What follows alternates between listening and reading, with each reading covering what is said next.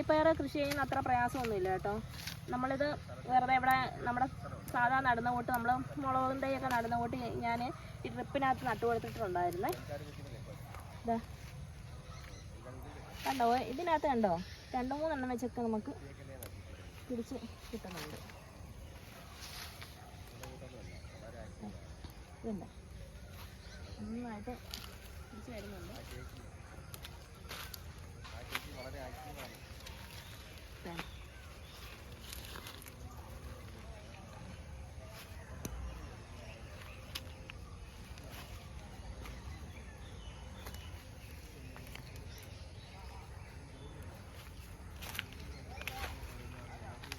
നമുക്ക് ഒരു വലിയൊരു ഗുണമെന്ന് പറഞ്ഞു കഴിഞ്ഞാൽ നമുക്ക് നമ്മുടെ ഈ സാധനങ്ങൾ വിപണനം ചെയ്യാനുള്ള ഒരു ബുദ്ധിമുട്ട് നമുക്കില്ല. അപ്പോൾ ഇതുണ്ടോ, ഞാൻ ജോലി കഴിഞ്ഞ് വന്നപ്പോഴത്തേക്കിന് ഇതേപോലെ ആരെങ്കിലുമൊക്കെ നമ്മളിത് വിളവെടുക്കുമ്പോഴത്തേക്ക് തന്നെ ആളുകൾ വന്ന് വാങ്ങിച്ചുകൊണ്ട് പോകും.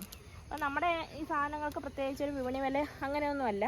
അപ്പോൾ ഞാനിത് സ്ഥിരമായിട്ട് തന്നെ ഇതിനൊരു റേറ്റ്, ആർക്കും ഒരു ബുദ്ധിമുട്ടില്ലാത്ത റേറ്റ് ഇട്ടിട്ടുണ്ട്. അപ്പോൾ ആ ഒരു വിലയ്ക്കാണ് സാധനങ്ങൾ സെയിൽ ചെയ്യുന്നത്. അപ്പം വലിയ വില കൂടുതലായിട്ട് പച്ചക്കറികൾ നല്ല വില കൂടത്തില്ലേ, ആ സമയത്തും എല്ലാം ഈ ഒരു റേറ്റിൽ തന്നെ ആയിരിക്കും നമ്മൾ അവർക്ക് പച്ചക്കറികൾ കൊടുക്കുന്നത്.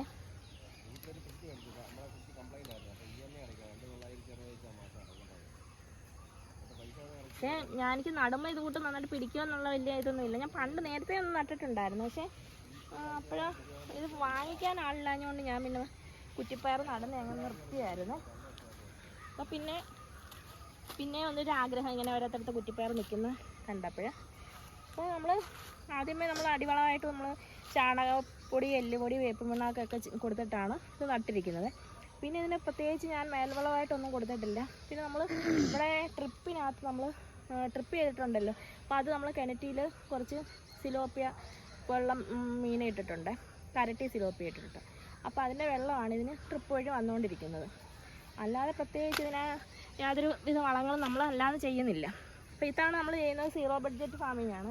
കാരണം ആദ്യത്തെ ഒരു കൃഷി കഴിഞ്ഞ് നമ്മുടെ ആദ്യത്തെ മൾച്ചിങ് ഷീറ്റിലൊരു കൃഷി കഴിഞ്ഞായിരുന്നേ.